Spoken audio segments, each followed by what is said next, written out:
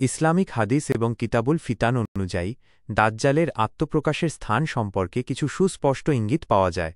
যদিও তার জন্মস্থান সম্পর্কে কোনো নির্দিষ্ট তথ্য নেই, তবে সে কোথা থেকে বেরিয়ে আসবে সে বিষয়ে বিভিন্ন হাদিসে উল্লেখ আছে। কিতাবুল ফিতান ও অন্যান্য হাদিসে উল্লেখিত স্থান। বেশিরভাগ সহিহ হাদিস এবং কিতাবুল ফিতান অধ্যায়ে এই বিষয়ে প্রধানত দুটি স্থানের কথা বলা হয়েছে। খোরাসান।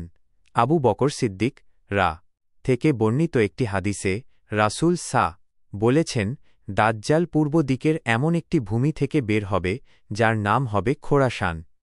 খোরাসান একটি বিশাল ঐতিহাসিক অঞ্চল যার অন্তর্ভুক্ত ছিল বর্তমানের ইরান, আফগানিস্তান, তুর্কমেনিস্তান এবং মধ্য এশিয়ার কিছু অংশ।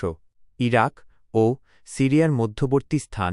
সহিহ মুসলিমের একটি হাদিসে উল্লেখ করা হয়েছে যে দাজ্জাল ইরাক ও সিরিয়ার মধ্যবর্তী কোনো স্থান থেকে বেরিয়ে আসবে। এই দুটি বর্ণনার মধ্যে কোনো বিরোধ নেই, কারণ খোরাসান থেকে আত্মপ্রকাশ করে সে ইরাক ও সিরিয়ার দিকে অগ্রসর হতে পারে।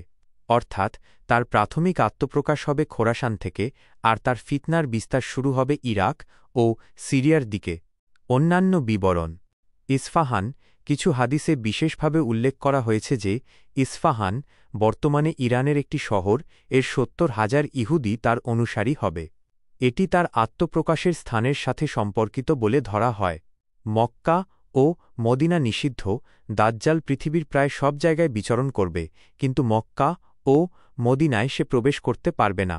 এই দুটি শহর ফেরেশতাদের দ্বারা সুরক্ষিত থাকবে। দাজ্জাল যখন আত্মপ্রকাশ করবে সে নিজেকে খোদা হিসেবে দাবি করবে এবং মানুষকে পরীক্ষা করার জন্য নানা অলৌকিক ক্ষমতা প্রদর্শন করবে।